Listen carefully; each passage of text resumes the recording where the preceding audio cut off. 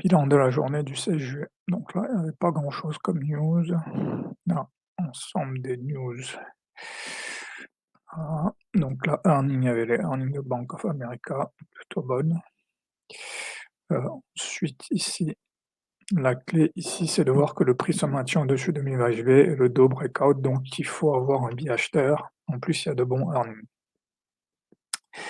Donc les erreurs ici, voilà, un truc, c'est en fait, au lieu d'aller trader le Dow ou le Nasdaq qui était sur des breakout modes, donc ils sortent de leur bougie de 15h30 et ils sortent de l'open range, je me suis plutôt concentré sur le S&P, donc ça, c'est une erreur à éviter pour le futur. Ensuite, ici, il y a une confusion dont je me rends compte, en fait, c'est que ce soit pour faire du deep buy ou du RIP, en fait, c'est si par exemple j'ai un breakout et que le prix se met à baisser, est-ce qu'il faut attendre ou est-ce qu'il faut acheter les bougies rouges? Et pareil, quand le prix break à la baisse, est-ce qu'il faut se mettre à vendre les vertes en fait? J'avoue que c'est un truc où c'est pas encore clair. Donc ici, qu'est-ce que ça donne? Donc ici à l'ouverture, bon, je vais sur le S&P marteau, mais j'aurais dû aller ici sur le dos en fait. Ici, pas de signal. Là, second signal très fort sur le dos que j'aurais dû suivre, ou ici sur le Nasdaq où il y a des breaks alors que là, il se passe rien. Donc je vends ici, au lieu potentiellement d'acheter ici ou de vendre même le Nasdaq qui, eux, étaient en mode break. Là, j'essaye de jouer le lag, donc voilà. C'est ici le questionnement en fait. Donc quand j'ai cette bougie rouge, est-ce que techniquement, si ça c'est ma barre de signal, je devrais vendre ici? Mais dans quel cas faut faire ça ou pas? Là, donc techniquement, en fait, j'aurais dû vendre ici et peut-être ici j'aurais acheté. Ou alors, c'est vraiment je pense qu'au fondamentalement, c'est juste un truc où il faut accepter qu'il y a des cas où ça plante. Voilà, encore un autre cas ici. Ici, on a le break, donc techniquement, je devrais acheter ici, mais ouais, en fait, ouais, c'est ce que je devrais faire. Techniquement, si je suis mon système, c'est ce que je devrais faire.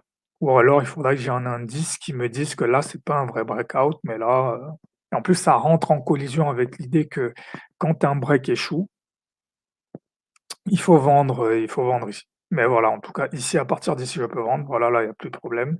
Ici, je considère que mon break a échoué, donc je peux vendre ici. Je peux vendre ici pour aller chercher au moins le plus bas. Ah là, on vient le chercher, voilà, ici, même dilemme.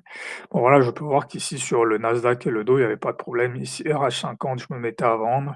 Ici, je pouvais acheter la continuation sans problème. Voilà, donc ici, sur cette baisse, à la même question. Techniquement, si ça, c'est ma barre de signal, je devrais acheter ici, je devrais acheter ici, et je devrais même continuer à acheter ici, et même ici aussi, et là, on part.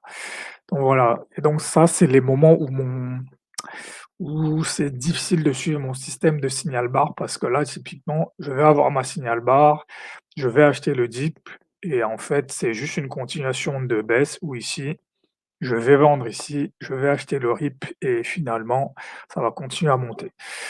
Donc je suis pas sûr qu'il y ait une solution à ça. Je pense que c'est juste ça fait partie juste des cas où le système ne fonctionne pas, il faut l'accepter. Donc voilà, ce que j'observe ici, c'est globalement sur le dos il y a une phase d'accumulation puis on break. Le Nasdaq et le NQ sont plutôt dans des phases de stagnation. Donc si je regarde les autres en H1, dont le Nasdaq en H1, voilà, on est dans une phase d'accumulation, de distribution, ça se voit ici. Le dos aussi, pareil. Non, le dos, lui, il est plutôt, voilà, non, le dos est vraiment dans un breakout mode, en fait, voilà. Je peux même considérer que ça a commencé ici le 31 mai et depuis on break. Ensuite, quand même, sur le DAX,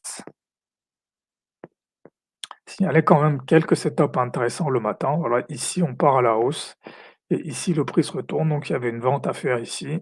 Ensuite, quand on revient chercher le double top ici, il y a une vente à faire. Sur le FTSE, pareil. Ici, dès le matin, il y a une tentative de break. Le break a échoué à ce niveau-ci, donc je peux vendre ici. Ici, on revient sur le plus bas, double bottom. À partir d'ici, je peux acheter. Et ensuite, quand on revient ici, je peux vendre. Voilà, ça se voit ici. Donc voilà pour